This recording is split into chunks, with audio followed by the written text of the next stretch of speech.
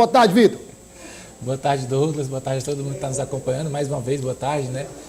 Douglas, a gente vai tratar aqui primeiramente sobre um assunto que tem aí uma ligação direta com todo o estado, na verdade, porque o Piauí ele está envolvido em uma seca severa no nosso estado, né? Todos os 224 municípios do nosso estado, eles estão aí dentro desse período de seca severa, porque apesar de que o período de chuvas acabou de acontecer, né, a gente teve, inclusive ainda em junho, a gente ainda está tendo algumas chuvas em algumas regiões do nosso estado, inclusive aqui em Teresina, mas as chuvas não foram suficientes para dizer que o Piauí saiu desse período de seca severa e, por enquanto, a gente está aí com mais da metade dos municípios já estão em estado de emergência.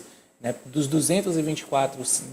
224 cidades que a gente tem aqui no nosso estado, já são 134 cidades que estão dentro desse decreto de emergência devido à seca severa que está atingindo o Piauí. Inclusive, quando ainda estávamos no início do ano, naquele período que está tem mais chuvas, né? Existem ainda bastante chuva aqui no nosso estado, já havia sido informado que muitas dessas cidades estavam no que era chamado de seca verde.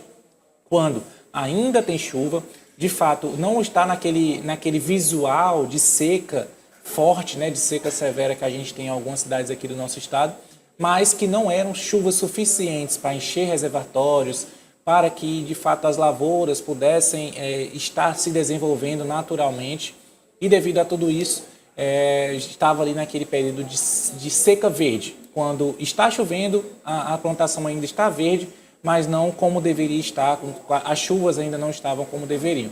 E agora, passado um pouco já desse período de chuvas, a gente já está passando desse período onde mais precipitações acontecem, a gente agora já está enfrentando esse período de seca severa. E olha, Douglas, se a gente ainda está no mês de junho, né? Ainda vamos começar o período mais seco do ano, o período sem chuvas de fato, o período do BRL-BRO ainda não se iniciou, então de fato é uma preocupação que existe nesse momento aí com essa questão das secas. Devido a essa falta de chuvas, Douglas, já tem também uma preocupação com a questão da produção agrícola, que devido à seca deve ser reduzida em 2025. Das principais culturas que são cultivadas aqui no Piauí, as que devem ter maiores perdas são a de soja, a de milho, a de sorgo, a de algodão, a de arroz e a de fava.